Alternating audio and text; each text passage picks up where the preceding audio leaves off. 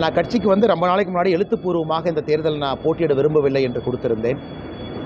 மாநிலத்தினுடைய கோர் கமிட்டியில் கூட நான் என்னுடைய கருத்தை சொல்லியிருந்தேன், நான் அந்த தேர்தலில் போட்டியிட விரும்பவில்லை அப்படின்னு.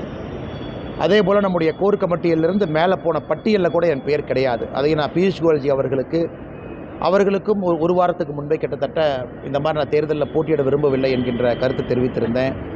அதே போல் பாரதிய ஜனதா கட்சியினுடைய அகில இந்திய பொதுச் செயலாளர் திரு சந்தோஷ் ஜி அவர்களுக்கும் தலைவர் திரு நிதின் நபீன் அவர்களுக்கும் என்னுடைய கருத்தை நான் சொல்லியிருந்தேன்.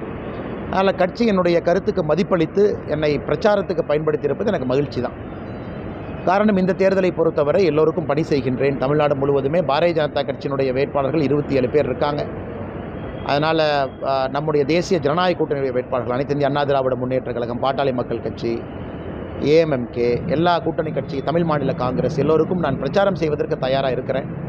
ஏன்னா நேற்று கண்ணூர் கேரளாவில் இருந்தங்கன்னா இன்றைக்கி சென்னையில் இருக்கேன், சாயந்தரம் புதுச்சேரி பிரச்சாரத்தில் இருக்கேன், நாளைக்கு கேரளா மூணாறில் இருக்கேன், நாளான்னைக்கு திரும்ப இங்கே இருக்கேன். ஸோ எனக்கும் 21ஆம் தேதி முடியும் வரை ஒரு ஊர் நானும் சென்று கொண்டிருக்கின்றேன். கட்சியினுடைய வேட்பாளர்களை வெற்றி பெறச் செய்வது என்னுடைய கடமையாக நான் பார்க்குறேன்.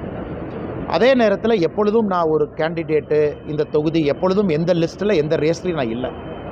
ஏன்னா பேப்பரில் நீங்கள் நிறைய எழுதுறதுனால நான் கிளாரிஃபை பண்ணுறேன்.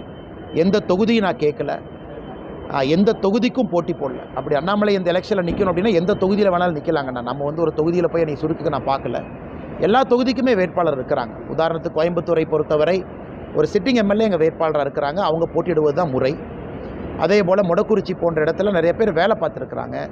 அதே போல் சவுத் எடுத்துக்கிட்டிங்கன்னா கூட நாகர்கோவிலில் எம்ஆர் காந்தியா திரும்ப போட்டியிடுறாங்க. எல்லா இடத்துலும் கூட கட்சிக்கு பணி செய்வதற்கு ஒரு வாய்ப்பு.